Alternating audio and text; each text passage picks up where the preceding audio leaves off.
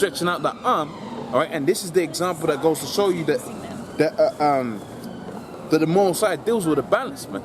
Okay, that the Most High deals with the state of here's what you could have, but because you didn't do that, here's what you're gonna have, man. Okay, so it says, but ye have set not all of my counsel and with none of my reproof. So you know, the man of the Lord was coming out and they was, you know, speaking up against all the wickedness that you was doing, and you didn't take heed to any of it.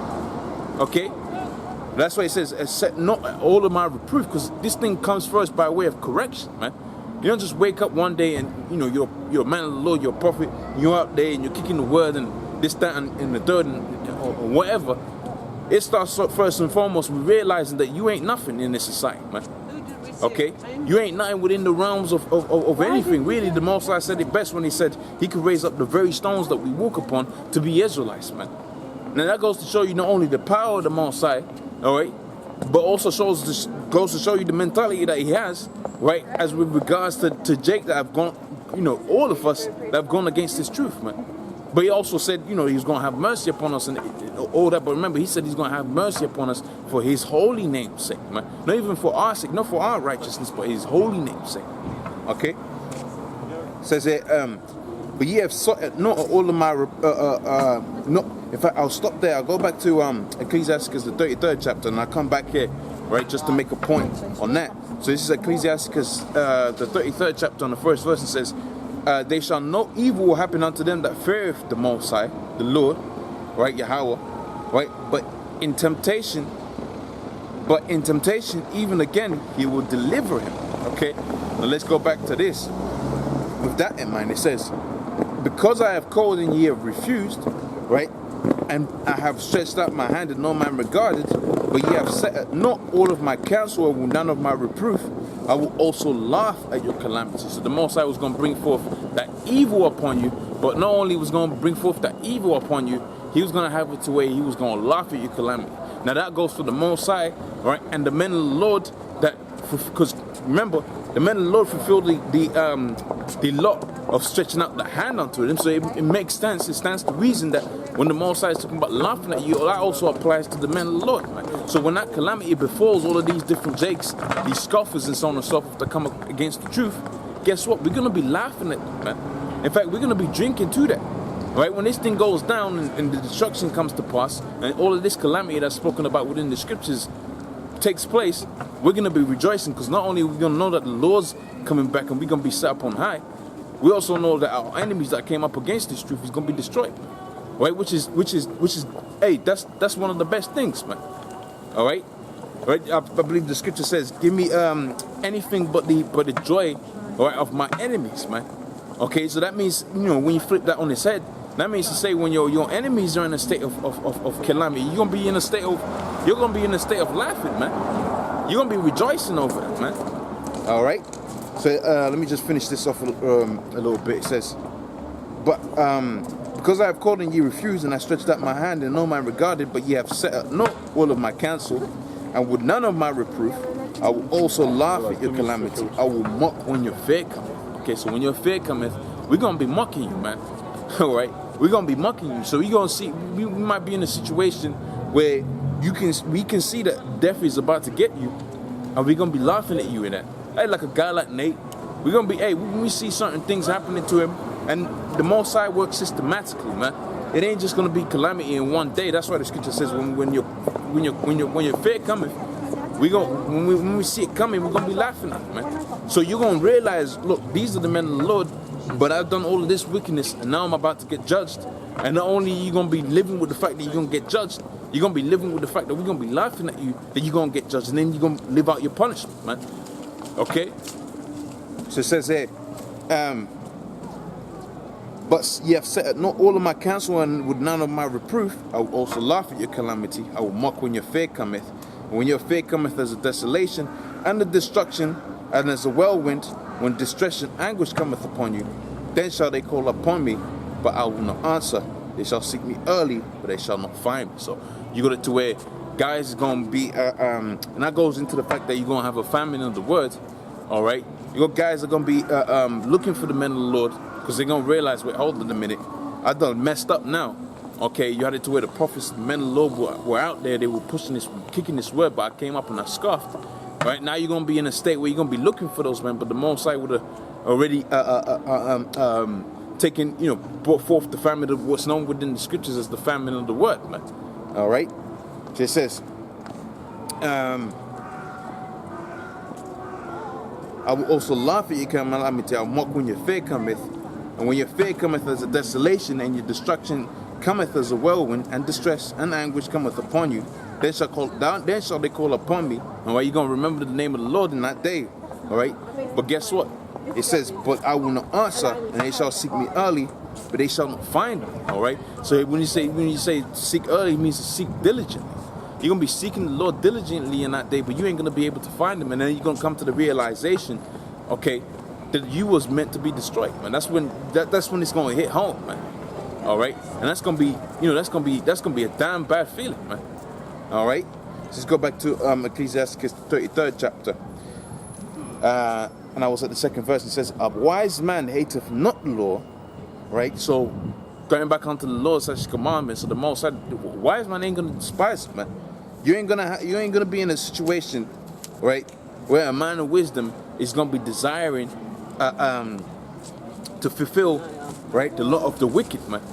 But you ain't gonna have it. You was gonna have it to where the wise man, the Most High set up, of which the Most High prescribes who's gonna be wise and who's gonna be wicked, who's gonna be a scorner, who's gonna be a scoffer, and who's gonna be a prophet, and this, that, and the third. And the Most High has already set that forth.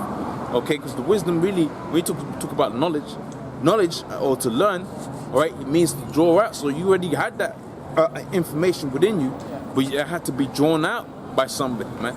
Somebody had to take it out from you, man. Okay, that's why you go to where you could study certain subjects all you like, but it never hits home, it never sets home, because the Most High hasn't put that spirit upon you, man. Okay, all right, what comes to mind is the disparity the Most High has put forth between the Israelites and the Edomites. You could teach an Edomite how to dance all day, but he just ain't gonna get it, man. Okay, he can watch as many James Brown tapes as he wants, or Michael Jackson tapes as he wants, right? But he's just not gonna get it. Why? Because it's not within his spirit to do that, man. All right, because he can't be drawn out of him. Now you do that the same thing with a Jake. Because it's in his spirit to do that, it's gonna be drawn out of him, right? And that's likened unto the wisdom, right? The Most High is imparted upon his elect. That's gonna be drawn out of them. That's why also the scripture says in the book of Ezekiel, the 9th chapter, on the 4th verse, what? That set a mark upon all the men that sigh and cry for all the abominations that be done in the midst thereof. And what's that mark? That's knowledge, wisdom, understanding of the Most High, but on a deeper level, the name of the Lord too, man. Okay, because that's going to set aside the wicked from the righteous, man. All right, within Israel, because within Israel you're gonna have to where certain dudes was gonna deny the name of the Lord, and that's spoken about within the book of Revelations, man. How the Lord was gonna have mercy upon the men that fear His name, man, that don't deny His name, man. And He was gonna have it to where those that denied His name was gonna be destroyed, man. Okay, those that denied the name of Yahweh, Yahweh, they was gonna get the missiles, man. All right, they got a particular missile set forth upon their head to where that missile, when that time of judgment comes, it's gonna hit them, man.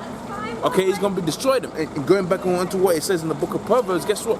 We're gonna be laughing at that, because here it is, we're standing strong, right, and steadfast against all the adversities that we're going through in our different day-to-day lives, standing strong for the Lord. All right, and you're scoffing against that very name. Guess what? When those tables are turned upon their head, okay, and you're in a state of calamity, and you're looking for the Lord, we're gonna be laughing at that, man. Okay, we're gonna be laughing at it, man. All right. So going back onto Ecclesiastes, the 33rd chapter.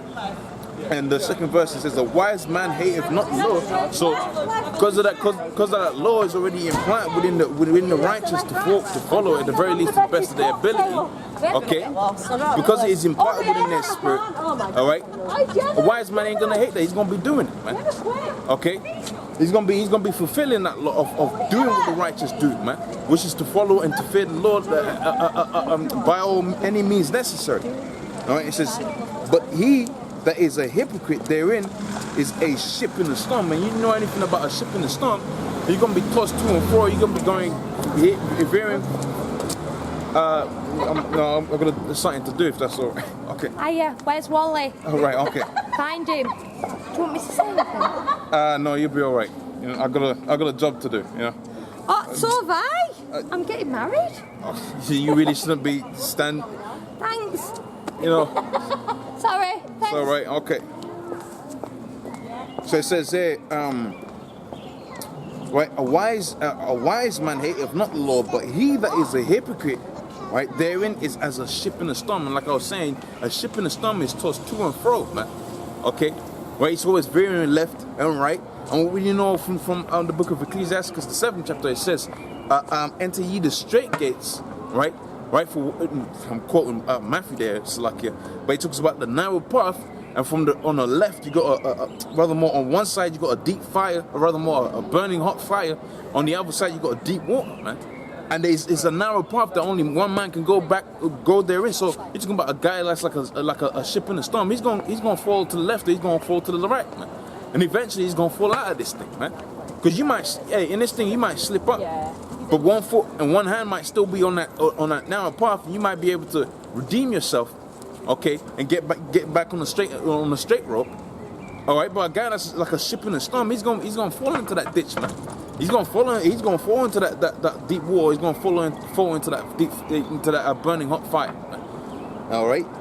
So let me read that one more time and hit that, and then we go to Psalms the 37th chapter. It says, "A wise man hateth not the law, right? But he that is an hypocrite is as a ship in a storm."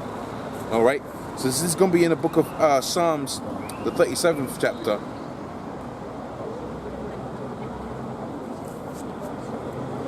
Okay, and it says, from the top, it says, Psalms 37:1, it says, "Fret not thyself because of evildoers, neither be thou envious of workers of iniquity, for they shall soon be cut down like as the grass, and wither as the green herb." Now what comes to mind is the precepts I'm going to go into a little bit later on, dealing with Esau.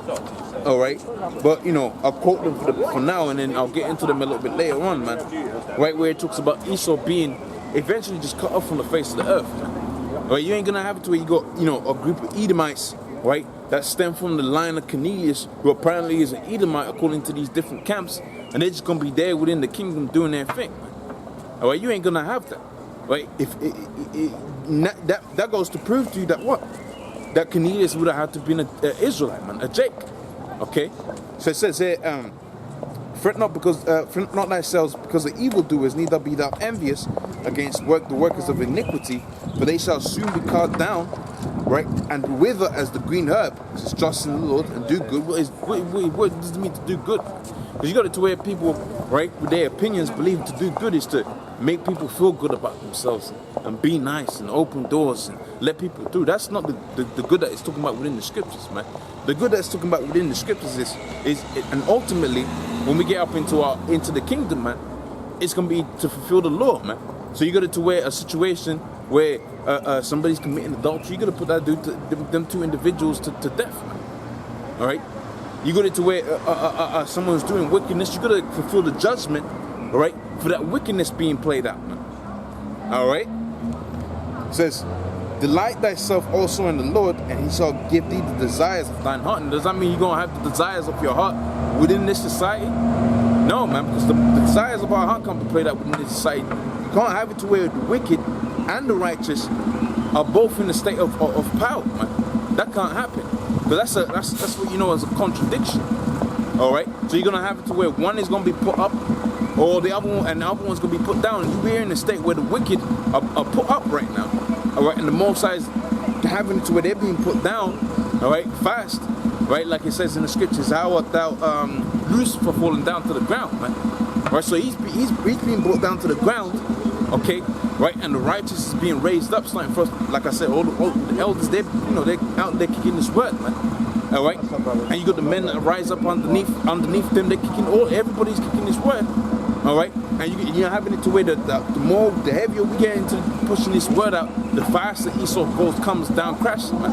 Which is the beautiful thing. You know, meaning we're in that time where we're about to do as it says in the scriptures, where it says, hey, delight thyself also in the Lord, and he will give thee the desires of thine heart, man. So the desires of what's part of the desires of our hearts, right? Having these heathens in chains, All right, having all the parts of the earth, owning parts of the earth, man, as opposed to renting a place here and there and owning a house here and there and paying exorbitant fees and mortgages, man. All right, the Lord's gonna have it to where those heathens gonna be paying mortgages to us, man. All right, they're gonna be paying rent to us, man. Right, because the Lord's gonna set these men up to have old. I believe it's in the book of Psalms where it says, "Ask of me, and I'll give you the utmost parts of the earth for thine inheritance," man. All right, that means to say even way out there where no man has ever went or whatever, the Most High can give you that. You might find treasures, all kind of treasures up in there. The Most High says that's yours, man. Okay. Oh, gold and silver and all of that. Those are the desires the Most High has set forth. And really, that's the thing that resonates with Jake, man. Jake is all about living good, man. All right? Because that goes back onto the royal spirit that the Most High has imparted within us, going to show you that we are the foremost royal people upon the face of the planet. And the Most High has raised up these base creatures, as spoken about within the book of Job, the 30th chapter. These base creatures, all right? These base men to be rulers over us, man. All right, so let me get back onto the topic. This is going to be in the book of 1 Timothy, the 4th chapter. All right.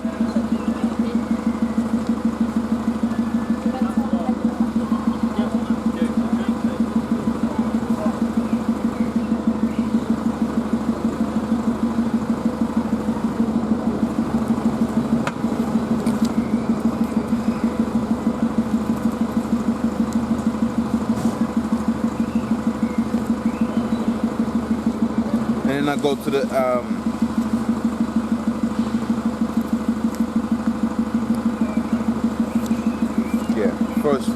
First Timothy, the 4th chapter. Right. This is 1 Timothy 4:1. It says, "Now the Spirit speaketh expressly that in the latter times the some shall depart from the faith, giving heed to seducing spirits," all right, "and doctrines of devils." Okay, so you got it to where different guys out there was going to have, and that was an indicator that we're in the last times. But you got different guys out there, all right, that was going to they were going to give heed to those seducing spirits, man. All right, they was going to have it to where those different spirits was going to allow those different seducing spirits to take over their judgment. All right, whether they got paid off or whether they sold out in a spiritual sense, because you don't have to sell out just by taking a Judas purse from Esau, man. You can sell out by choosing to be in a comfortable state when you know the truth, man. All right, because everybody knows when you come out here, you give up, your so-called time off of work or whatever. That's like a burden, man. All right. But what I'll say is what else can you do within this society? Because everything else is wickedness. All right. What else are you gonna do with your time? You say that you're gonna push this word out. All right. So it says, "Now the Spirit speaketh expressly that in the latter times some shall depart from the faith, giving heed to seducing spirits and doctrines of devils, speaking lies and hypocrisy, having their," and this is the quote I quoted earlier, "having their conscience seared with a hot iron," all right, and forbidden to marry, because so their mindset, right, which was going to be against the scriptures, was going to be seared with a hot iron, all right, and they weren't going to veer from their wickedness, man. That's like it says here, that was going to be an indicator of the fact that we're in the last days right now. All right. So it says, "Speaking lies and hypocrisy, and having their conscience seared with a hot iron, and forbidden to marry, commanding to abstain from meats which the Most High has created to be received with thanksgiving." All right. So that goes into something else. All right. Now let me jump into the next precept I got out here, which is the book of Acts, the 5th chapter and the 38th verse.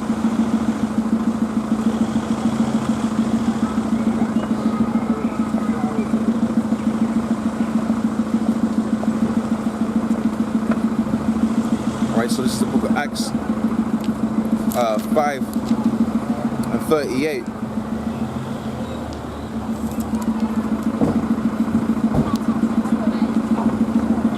All right, and this is talking about the men of the Lord, man.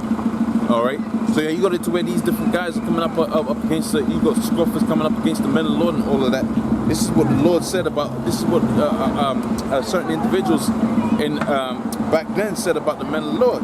Okay, Acts 5:38, it says, "And now I say unto you, refrain from these men, right, and let them alone.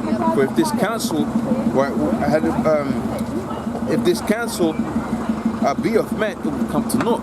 So, with all of these different individuals coming up against the truth, the Lord said, if this counsel had been of their own, if we was coming out here out of our own will, okay, out of our own so-called free will, right, this thing will come to naught, man.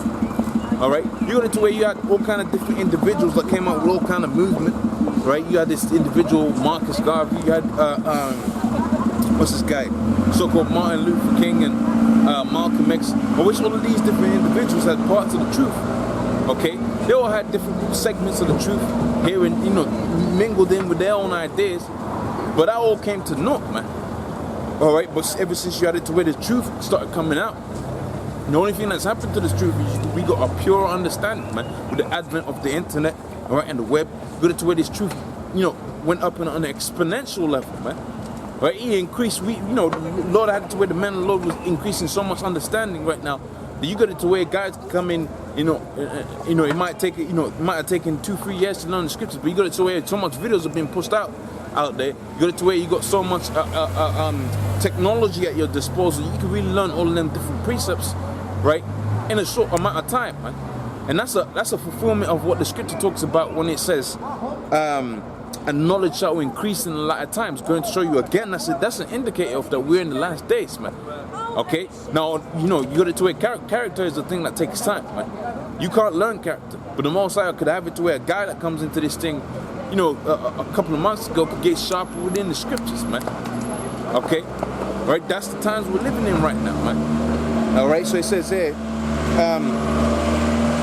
but now I say unto you, refrain from these men, let them alone. For if this counsel or this work be of men, it will come to naught.